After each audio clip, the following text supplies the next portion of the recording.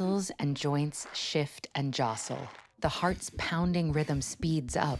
Blood roars through the arteries and veins. Over the course of a pregnancy, every organ in the body changes. Ignited by a range of hormones, these changes begin as soon as pregnancy begins.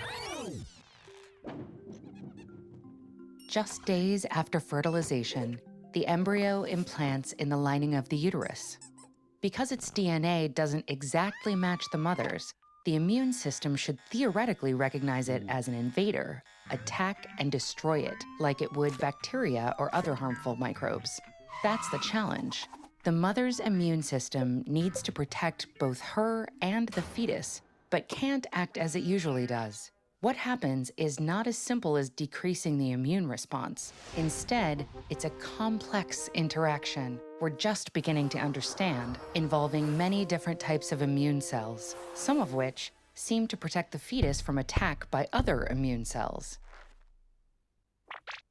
The body also creates an antibacterial plug made of mucus on the cervix, which keeps germs away and stays sealed until labor. As pregnancy progresses, the uterus expands upward and outward with the growing fetus. To make room, hormones called progesterone and relaxin signal muscles to loosen. The muscles that propel food and waste through the digestive tract also loosen, which makes them sluggish, causing constipation as passage through the tract slows down. Loosened muscles at the top of the stomach might allow acid to escape into the esophagus and throat, causing heartburn and reflux. These changes can worsen morning sickness, which is caused in part by the hormone HCG, and can also happen at other times of day. As the uterus grows, it pushes on the diaphragm, the muscle that expands and contracts the chest with each breath. This limits the diaphragm's range.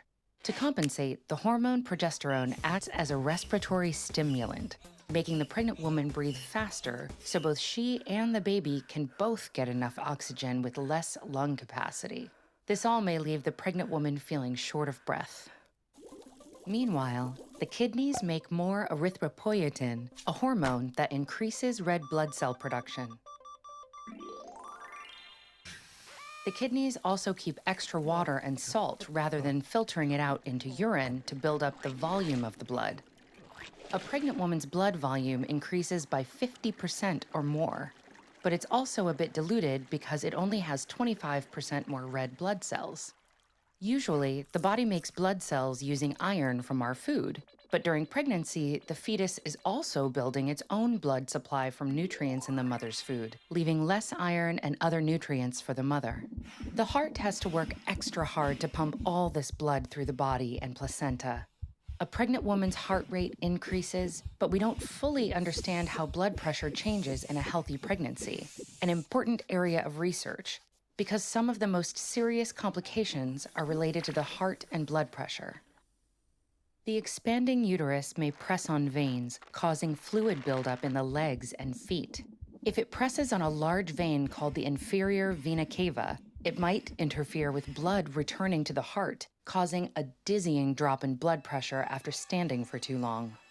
Some of these changes start to reverse even before birth. Shortly before delivery, the fetus drops down, decreasing the pressure on the diaphragm and allowing the pregnant woman to take deeper breaths. During labor and birth, much of the extra fluid in the body is lost when the water breaks.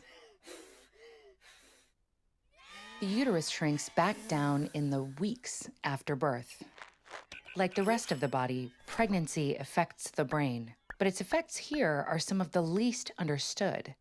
Recent studies show differences in the brain scans after pregnancy and early parenting and suggest that these changes are adaptive. That means they could help with parenting skills, such as an increased ability to read facial cues since babies can't talk.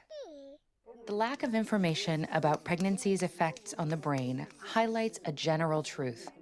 Historically, almost all the research around pregnancy has focused on the fetus rather than the pregnant women.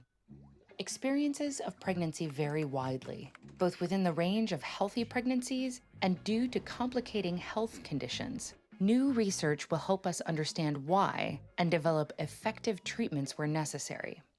In the meantime, every pregnancy is different. and it's important to consult a doctor with any specific questions.